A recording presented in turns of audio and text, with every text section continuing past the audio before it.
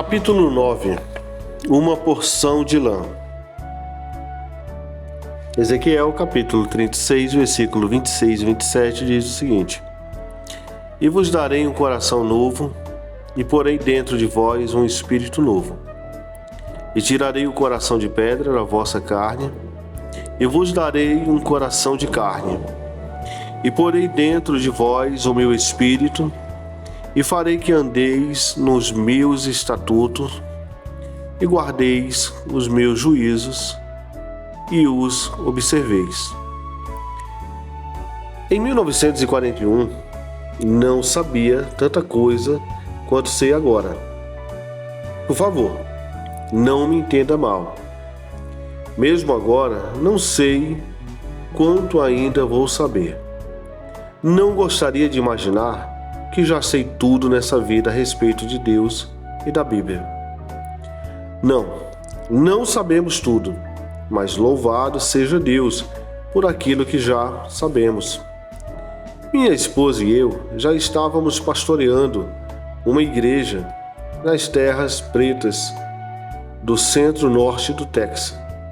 Outra igreja nos campos de petróleo no leste do Texas. Queria que eu fosse para lá a fim de ser experimentado como pastor.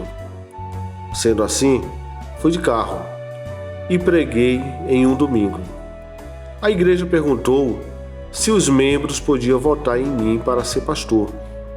E eu disse que sim. Viajando de volta para casa, depois do culto, coloquei diante do Senhor uma porção de lã. Nasci e fui criado e comecei a pregar na Igreja Batista do Sul, em 1937. Fui batizado com o Espírito Santo como pregador batista. Em 1939, aceitei o pastorado de uma pequena igreja do Evangelho Pleno, em março de 1941. Aquela igreja, no leste do Texas, queria levar-me em consideração para ser pastor. Já havia vivido no meio das pessoas do Evangelho Pleno por bastante tempo, para que alguns dos seus conceitos falsos ficassem em mim. Não me entenda mal, muitas coisas boas ficaram em mim também, mas havia algo que era bom. Sempre as ouvia falar em deitar fora uma porção de lã. Sendo assim, eu também deitei fora uma porção de lã. Eu realmente sabia mais. No entanto, se simplesmente deitasse fora uma porção de lã, isso pouparia boa parte do trabalho de orar, de ficar sozinho com Deus e esperar por Ele. Talvez até jejuar um pouco. Ao deitar fora uma porção de lã, a pessoa ora de modo da seguinte maneira: Senhor, se tu queres que eu faça isso, fazer tu aquilo. Ou, Deus, se tu queres que eu faça isso, então fazer com que aquilo aconteça. Ou então, Senhor, fecha aquela porta e abra essa outra. Algumas daquelas portas podem ser fechadas e abertas pelo diabo. Então, no território dele, todos eles estão no território dele. A Bíblia o chama de Deus desse século. Está lá em 2 Coríntios, capítulo 4, versículo 4. E isso seria como orar da seguinte maneira: Senhor, se tu queres que eu vá para a cidade de Kansas na semana que vem, abra a porta da entrada da casa do irmão Angel. Eu poderia abrir sozinho essa porta. É onde eu moro. Satanás pode movimentar-se na dimensão dos sentidos. Deus tem um modo melhor de guiar os seus filhos do que o método a esmo. O Novo Testamento não diz Todos os que são guiados por porções de lã são filhos de Deus. Sim, alguém talvez diga, mas Gideão deitou fora uma porção de lã no Antigo Testamento. Para que voltar para a Antiga Aliança? Temos coisa melhor. A Antiga Aliança é para as pessoas espiritualmente mortas. Eu não estou espiritualmente morto, eu estou vivo. Tenho o Espírito Santo dentro de mim. Lembre-se, Gideão não era profeta, sacerdote, tampouco rei.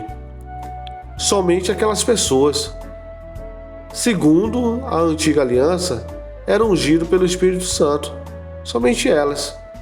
Já que ele não estava presente com o restante do povo, foi por isso que cada homem tinha de ser apresentado no templo em Jerusalém uma vez por ano. A glória da Shekinah, a presença de Deus, era guardada fechada no Santo dos Santos. Mas quando Jesus morreu no Calvário, a cortina que separava o Santo do Santo foi rasgada de cima a baixo. E Deus avançou para fora. Nunca mais ele tem habitado em casas terrestres desde aquele momento. Ele habita em nós. É perigoso para os cristãos cheios do Espírito no Novo Testamento expor porções de lã. Sei disso, com base na palavra e na experiência.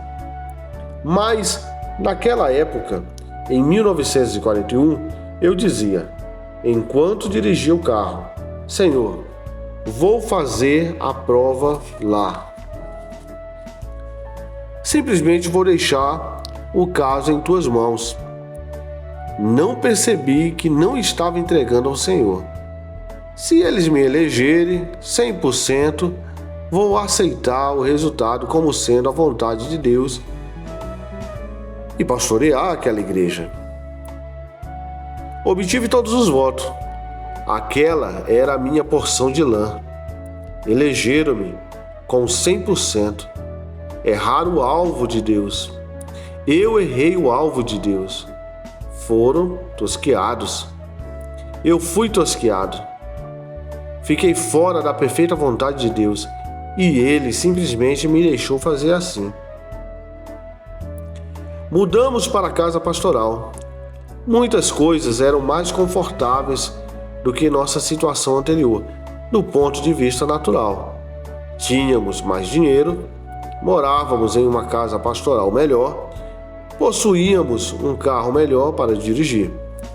Mas eu estava orando e obtive uma mensagem e ficava cheio do fogo celestial. Depois, no mesmo momento em que passava pela porta de entrada da igreja, era como se alguém tivesse jogado em mim um balde de água fria e perdi toda a inspiração. Não preguei um sermão que prestasse durante 14 meses. Não havia inspiração. Minha esposa relutava em comentar. Finalmente chegou o dia. Querido, você chegou a ponto de conseguir dar uma preleção muito boa. Era só aquilo que fazia. Dava preleções. Quando se esgotou o meu prazo combinado, parti. Não esperei algum sinal para partir. Só parti. Mais tarde no meu pastorado, sempre queria voltar para lá a fim de realizar um culto.